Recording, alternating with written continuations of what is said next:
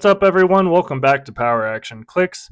I'm Dave, and today I have the Clicks news and updates of the month of March. Let's start with what released this month, which was Colossal Kong, and we also have the release coming up for Marvel Studios' Heroclix set Next Phase.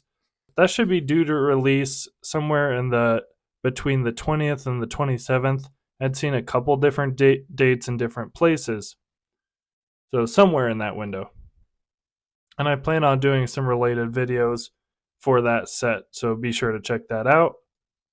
Also this month, we're expecting the Young Justice OP kit due to release around the time of me making this video. I had seen the date on the 13th. It looks pretty good. I hope to see more Young Justice in the future. The Gamma Expo was last week, and I'll go more into the info we learned there in just a moment. We also have Adepticon coming up at the end of the month, March 20th through 24th, which should be exciting to see what comes out of there.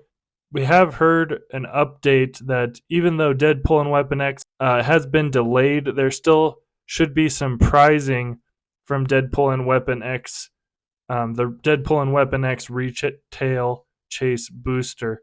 They will be the first figures from that set to be released, so that's pretty exciting for the people attending Adepticon. Also at Adepticon, we will be seeing the first 3 exclusives of 2024. King Arthur, Iceman, and the equipment that had been revealed a couple months ago. And next month, we have the Peacemaker Iconix on the wings of Eagly around April 4th, according to the WizKids calendar. We haven't heard anything more about the Avengers Hellfire Gala set, but there was a time where that was scheduled to release in April as well, and that could be just a tentative date. Let's talk about what we saw at Gamma, at the Game Manufacturers Association Expo, and some of the other spoilers that popped up just recently. So one thing we did see is the DC and Marvel starter sets for next year, the 2025 ones. Man, these definitely look a lot better than the previous starters, so that's pretty exciting. It's cool to see Blue Beetle, and these busts of Superman and Batman are actually really awesome. And taking a look at the Marvel starter set, that's coming with Thor, White Widow, Falcon, Captain America Falcon, and the Hulk, which all look pretty good as well. And I'm assuming we'll be seeing that a little bit later this year. So let's talk about Iconix. There was actually quite a bit that we saw. Peacemaker on the wings of Eagly, that again should be out next month. The first appearance of Wolverine, which we have already seen spoilers for, and that's coming with Wolverine, the Wendigo, and the Hulk from that original first appearance comic. Another one we had kind of been taken by surprise was the first appearance of Spider-Man. It's really exciting. I'm sure this one took people by surprise. It's cool to get these first appearances of these characters in the form of Iconix. It comes with Spider-Man off the front cover of this comic, and another one with the wrestling outfit from inside the comic book. Another one that was mentioned at the expo was Beetlejuice. We haven't actually seen any figures from the upcoming Beetlejuice Iconix. Brief promotion, but it would make sense to me that it came out around Halloween, or maybe sometime that the movie comes out. The Beetlejuice movie 2 comes out sometime in the near future. So that's a possibility. Pretty big things that came out of this was actually Dungeons and Dragons, and let me get into why I say that. It's pretty interesting to see this franchise coming to Heroclix. It's a tabletop game with a lot of concurrent players. It's very popular still right now. So this is a great team up. I think it has a lot of potential. We have just heard about the monsters coming in the form of Iconix. It'd be interesting to see major characters from DMD, such as like Drizzits or such, and maybe even a standalone set from D&D could be very interesting. Seeing stuff like this makes me kind of wish that we had other games to play inside Heroclix, like a version of Dungeons and Dragons that we could play inside of Heroclix, but they could also be played in Heroclix as well. And so the first one of those D&D Iconics is Eye of the Beholder, coming with the Beholder, a treasure chest, and a bag of holding. I can only imagine what that's going to be doing for us in Heroclix. And then the next one is the Cave of the Owlbears. That one has the adult owlbear, a baby owlbear, and a ring of telekinesis. That could actually be really good.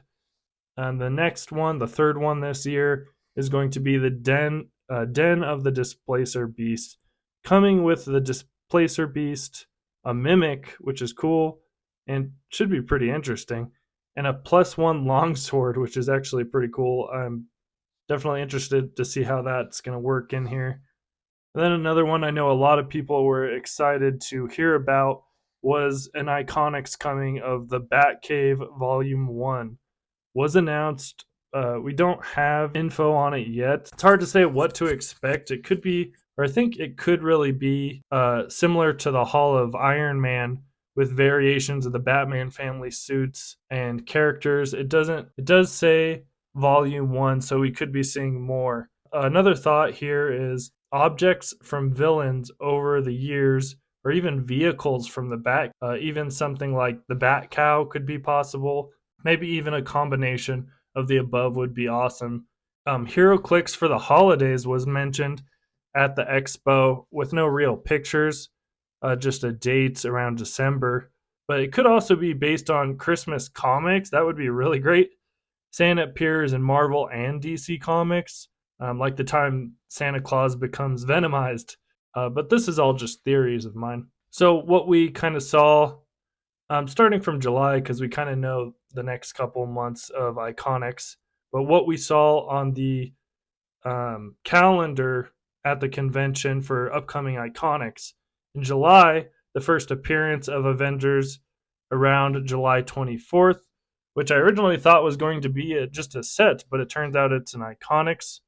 In September, we have the September 9th, we have the Eye of the Beholder scheduled, and that's going to be our first D&D HeroClick. In October, Superman Up and Away on the 9th, which we have seen some spoilers of. Also, a couple more this month in October is going to be the Cave of Owlbears on the 23rd, and also Captain America from the Ice on the 23rd, which I don't think we've really seen any spoilers of that. November doesn't really have any hard dates.